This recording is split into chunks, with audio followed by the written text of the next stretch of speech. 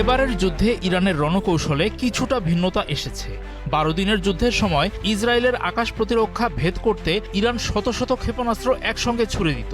সেগুলোকে প্রথমে জর্ডান ও সিরিয়ার আকাশে ঠেকাতে অ্যারো আকাশ প্রতিরক্ষা, যুদ্ধবিমান ও দূরপাল্লার ক্ষেপণাস্ত্র ব্যবহার করত ইসরায়েল। সেই বাধা পেরিয়ে ইরানি ক্ষেপণাস্ত্র দেশটির আরও কাছে আসলে মার্কিন থার্ড ও ডেভিডস স্লিং সেগুলো ঠেকাতে মরিয়া হয়ে উঠত। ওই স্তর যদি ভেদ করা যেত, তখন ইসরায়েলের শেষ ভরসা আলোচিত আকাশ প্রতিরক্ষা আয়রন ডোম। এভাবে মাত্র 3% ইরানি ক্ষেপণাস্ত্র ইসরায়েলে আঘাত হানতে পারত।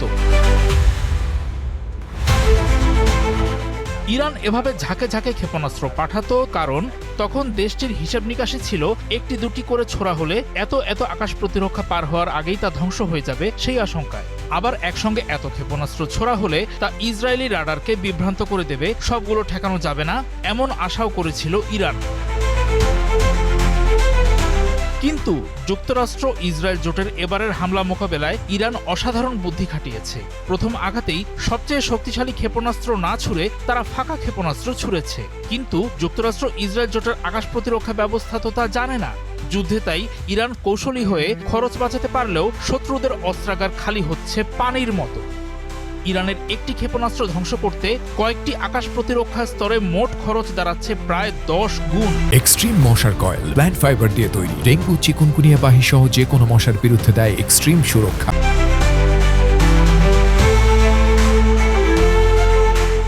বিষয়টি বুঝেও ইসরায়েলের সামনে পথ খোলা নেই। বাধ্য হয়ে তাকে শুধুমাত্র শহর এলাকা আর সামরিক ঘাঁটিগুলোর দিকে ধেয়ে আসা ইরানি ক্ষেপণাস্ত্র আর ড্রোন আটকাতেই ঘাম ঝরাতে হচ্ছে, বাকিগুলো ছেড়ে দিতে হচ্ছে।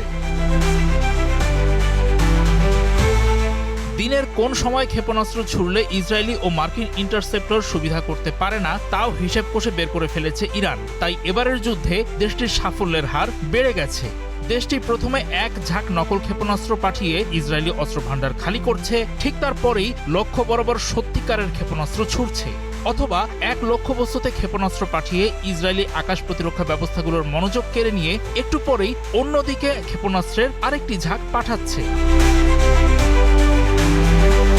ইসরায়েলকে বাঁচাতে 12 দিনের যুদ্ধে মার্কিন যুক্তরাষ্ট্র এত বেশি থার্ড ক্ষেপণাস্ত্র ব্যবহার করেছে যে আগের সেই মজুদ আবার তৈরি করতে দেশটির প্রায় 2 বছর লাগবে।